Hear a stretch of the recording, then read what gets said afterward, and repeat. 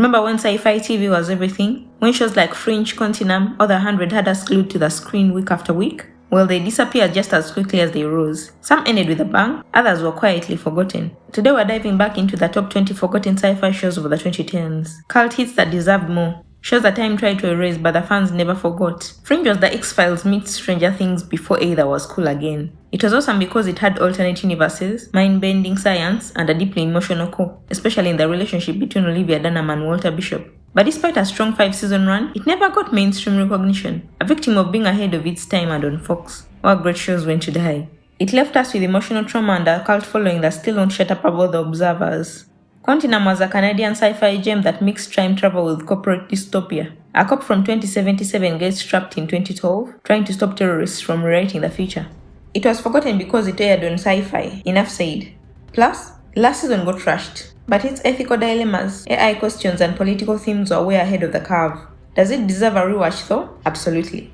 The 4400 is here because its influence bled into 2010 sci-fi storytelling. Its premise was 4400 people abducted over the years suddenly return, all with powers. It vanished because of budget issues, the pre-streaming era, and it was too subtle for the superhero boom that followed. But if you liked Heroes or Manifest, you owe a thank you to the 4400. Dark Matter involved a ragtag crew that wakes up on a spaceship with no memories. It was gold because it was like Firefly meets The Expanse, but easier to follow. Betrayals, secrets, androids with feelings, it had it all. It was unfortunately cancelled too soon after only 3 seasons and left on a massive cliffhanger. Many fans are actually still mad about that, because we were just getting answers, and the showrunners literally had 2 more seasons written.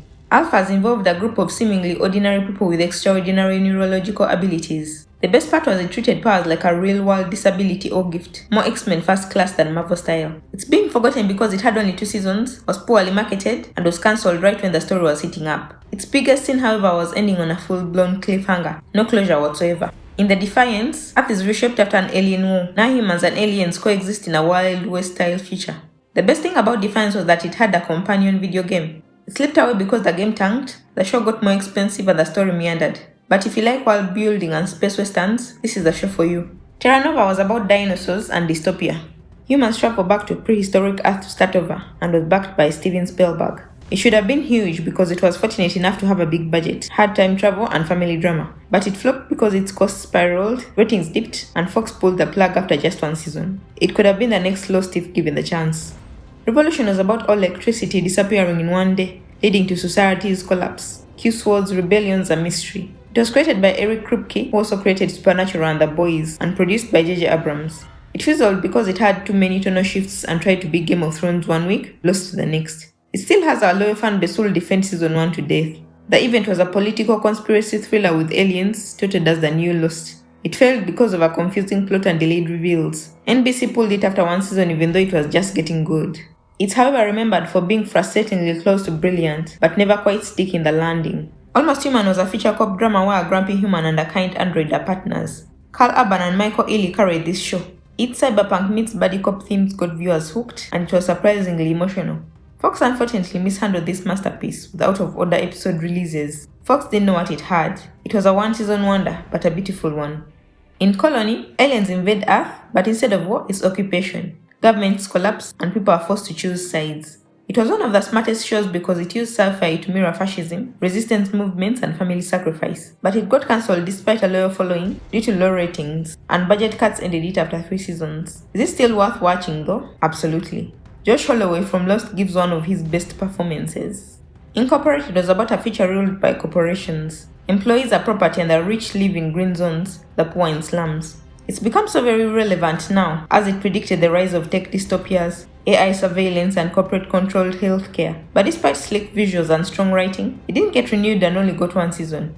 It did inspire shows like Severance and Black Mirror's later episodes, so it left a lasting legacy. Helix was produced by Ronald D. Moore of Battlestar Galactica. In Helix, CDC scientists investigate a deadly virus outbreak in an Arctic research base. It was creepy AF. It had body horror, conspiracies, shadowy biotech companies. It however struggled to connect with audiences because season 2 went weirdly off track. But season 1 was pure pandemic era horror before COVID made it real. It's a true forgotten gem for horror sci-fi fans absolutely. Even though The Expanse is considered a modern classic, the early seasons on sci-fi were almost completely overlooked, and it was nearly cancelled after season 3.